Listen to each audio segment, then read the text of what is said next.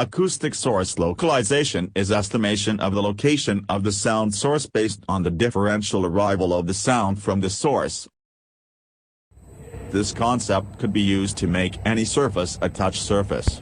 In this project, the system is attached to a LCD screen. 4 microphones are arranged on each of the corner of the surface. The microphones are then connected to the circuitry.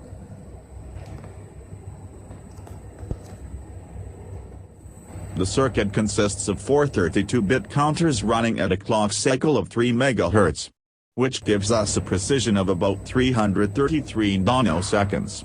The circuit also contains audio amplifiers, flip-flops to capture the pulses, and multiplexers to help Arduino read bits from each of the counters.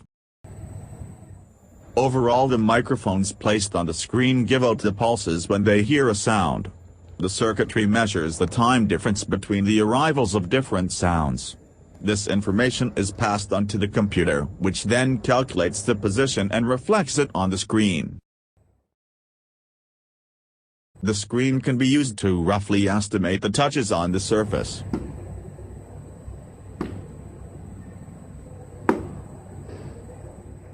It can also estimate the touches around the surface.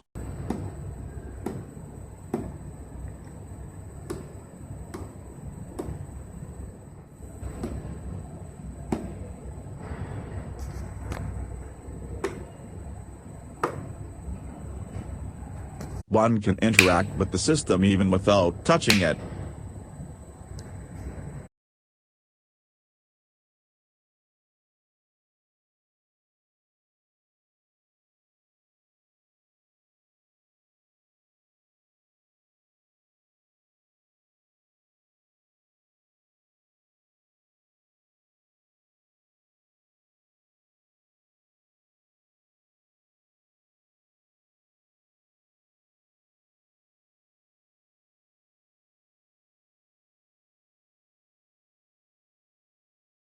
So today I will be giving you a demo on the prototype that I have made, which has 3 finger sensors, a circuit on breadboard with all the compensational mechanism, and a microcontroller which is an Arduino Leonardo. Now as you can see, I have wired this prototype of mine, and on the screen you will be able to see that as I change the state of my fingers with different combinations, a character map to that certain combination would appear on the screen. And this will happen in any text oriented screen, be it your word processor, be it your browser, or any text box screen which you can enter text into. So the first combination will be with my first finger down, and as you can see, a letter P appeared.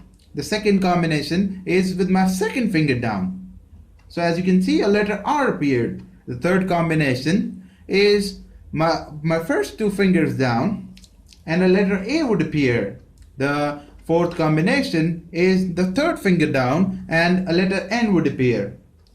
So as I'm writing my name, I would again type the letter A with the third combination, as we discussed, with the first 2 fingers be pulled down.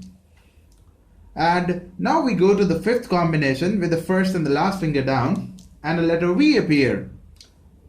Now to type my last name, I would require a space, and here comes the 6th combination, that is a space.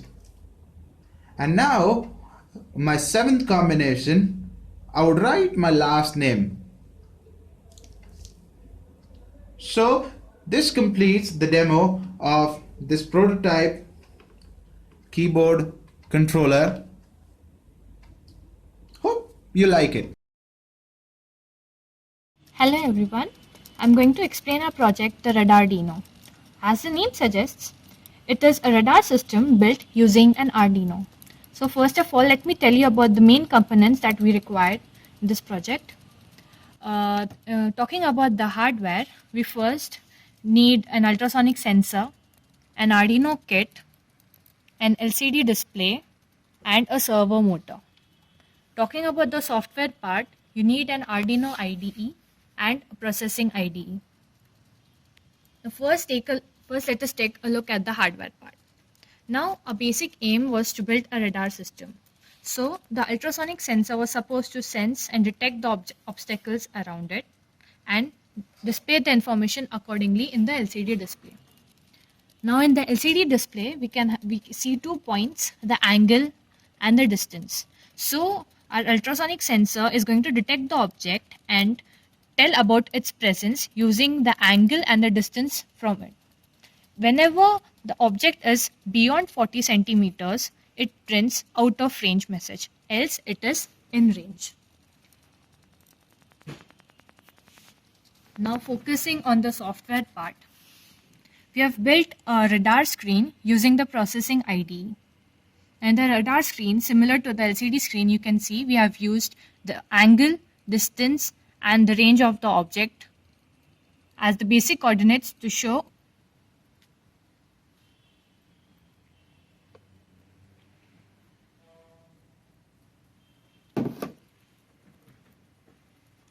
So as you can see, whenever there is an obstacle in front of the ultrasonic sensor, you have a red arc being shown, else it is a green arc. This is Project Chris. It is cellular-based remote irrigation system.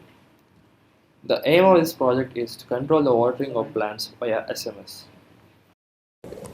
These are the parts used for the Project Chris.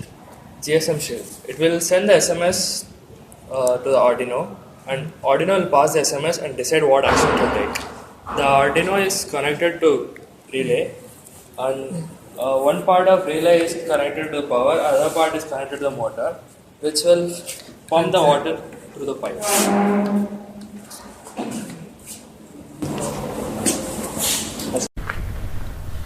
Now that we have looked at what components we have used in our project, let us look at how they are actually connected.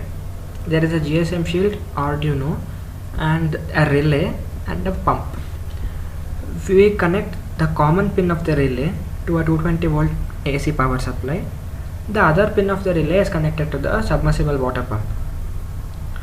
These two pins will be connected only if the potential difference between these two terminals is 5 volt. Otherwise, these two pins will be connected. So initially, when there is no voltage given to this terminal, these two pins will be connected and this circuit will not be closed. When a GSM shield receives an SMS to switch on the motor, it passes the text on to the Arduino. Arduino parses the text in the SMS and decides what action to take. If the Arduino sets this pin to high, then these two terminals will be connected and the circuit will be complete. So water starts getting pumped. And if we send an SMS to switch off the motor, Arduino sets this pin to low and the circuit is open now, so water stops getting pumped. Is 001. It starts the motor. Now new message 002 to stop the motor.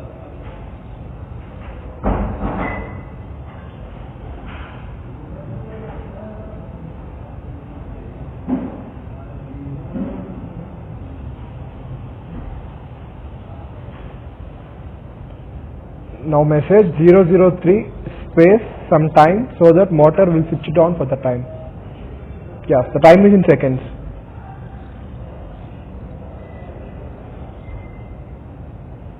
Now the time I set is 15 seconds.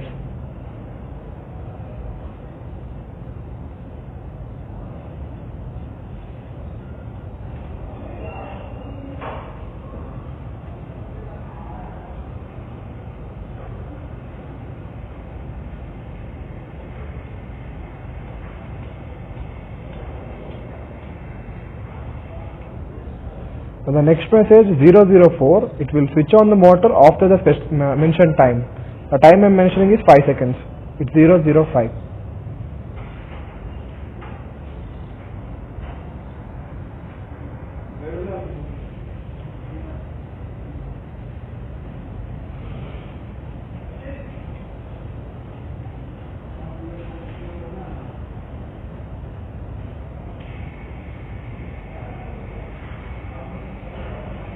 And on sending a message to stop it.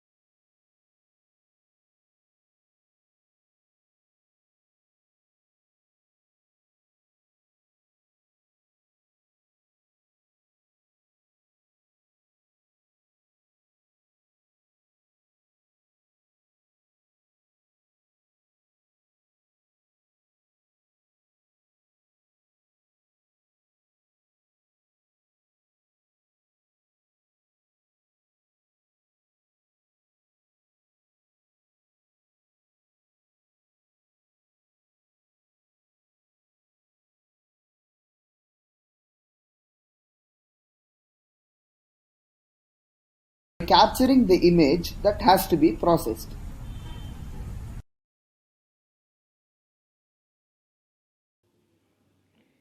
We initiate an FTP server on the mobile phone, and the FTP server is pointed to the DCIM directory of the camera.